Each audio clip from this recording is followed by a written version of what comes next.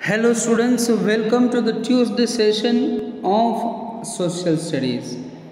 Last we had discussed that Indian railway system is one of the biggest railway organization in the world after the some countries like China, because important mode of transportation is railway only. Many people travel together at the same time.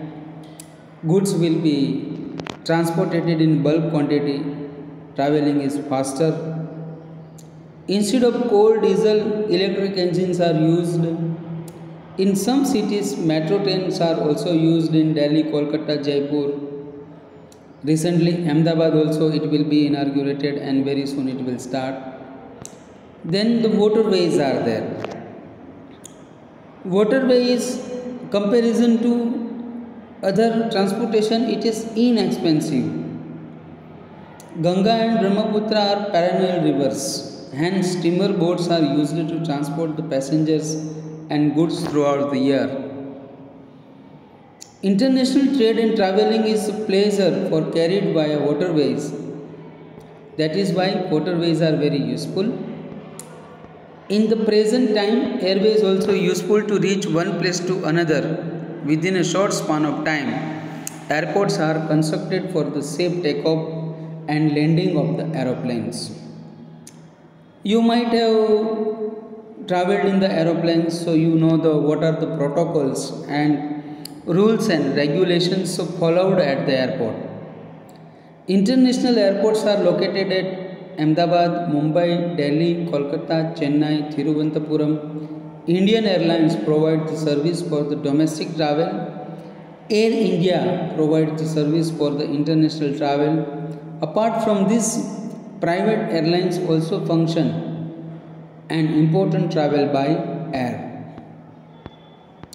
Then, in mountain regions where roads and railways cannot be constructed, their ropeways are there. Recently in Junagadh, Gujarat, ropeway is started and many people are getting these good facilities. In Gujarat, Ambaji and Junagadh are the most important places where the ropeways are constructed and all are using this very frequently. Here we end our lesson and afterwards we shall continue online classes and offline classes in classroom also. Classroom also the same lesson is going on. So I request all the students to read it very perfectly at home. Without reading, it won't be possible for you to learn the good points of this. Then comes the revision.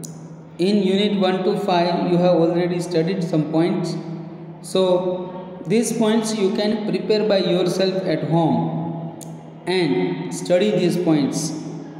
In this last lesson, many things will be asked as a short note, so I request all the students to study the short note properly at home.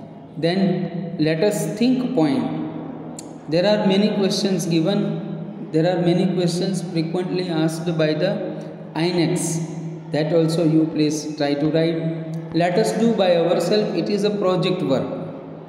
So if you do the project work, there is no issue. But similarly, when you are making any project, please keep with you. When you come to the school, you can show me. Then one of the best thing that we can do that it is a mock court. Mock court also we can make.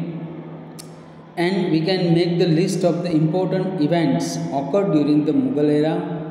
All important events you can note it down by the date and time.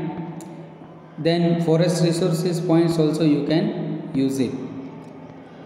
Now lesson number 6, if we talk, then in last session before that we have already understood about how the Mughal Empire came out, how the Afghan leaders continued.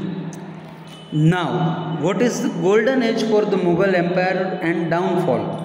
How it is degraded after the many years of the kingship? What are the main aspects that we will discuss in our next continue session and we will continue lesson number 6. Thank you students.